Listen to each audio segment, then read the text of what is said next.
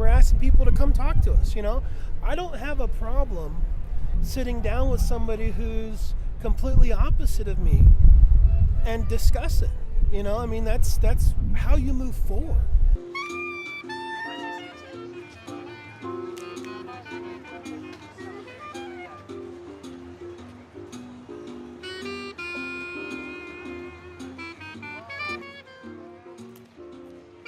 Would you personally be willing to have a conversation with someone on the opposite side of the political spectrum as you?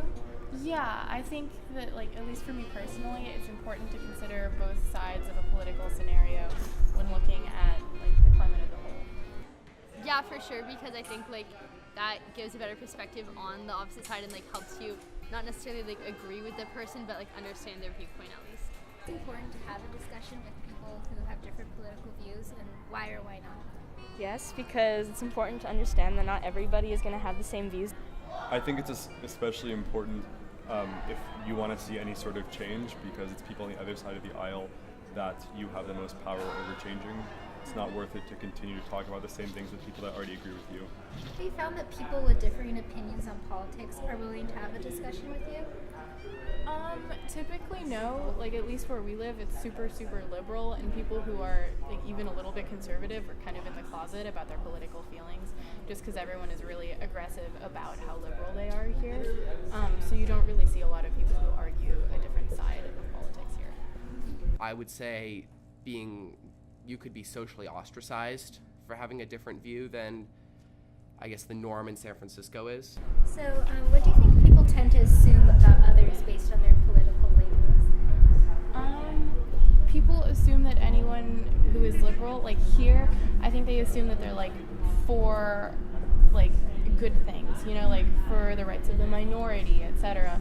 And people assume about the conservatives a lot that they're uneducated or ignorant or racist. I think that because we have such a polarized political system right now, people really see it as a binary, so you're either on the left or the right, but it's just not that simple. It's never a binary like that. What issues do you think we need to be talking about that we aren't? Global warming, because global warming is such a big thing right now.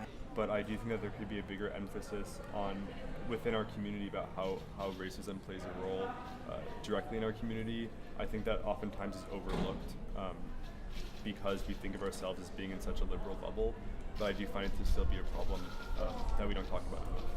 What's your stance on the free speech week at Berkeley? Like, do you know? Was that the thing with Milo Yiannopoulos? And I think it should have gone on. I mean, he has a right to speak there, and if people want to hear him, he shouldn't be shut down just because of his views. I would say let them speak.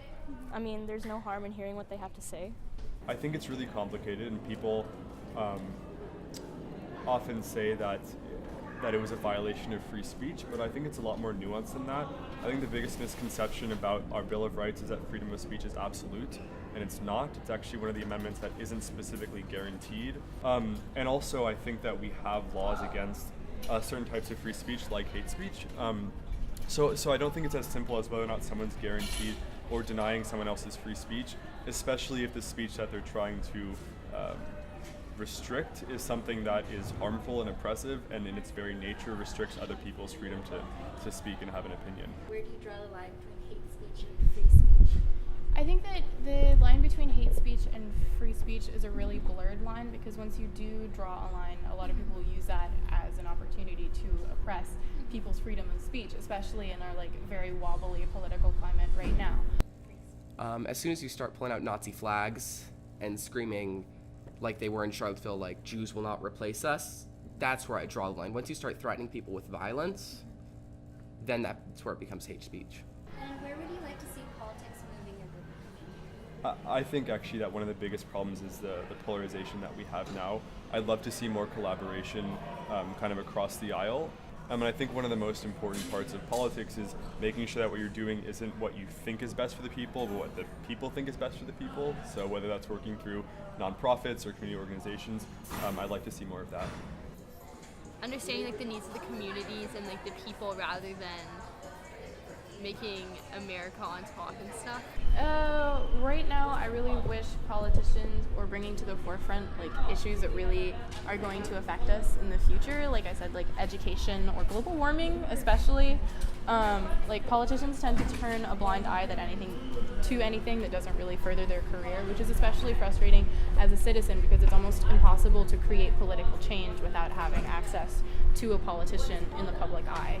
You know. The U.S. it's very partisan. It's very like, I'm a Democrat, so I can't agree with the Republicans or something like that. So I'd like to see it become more about a conversation and less just about being the party, whatever party you stand on. Like you're a Republican or you're a Democrat, so you're bad.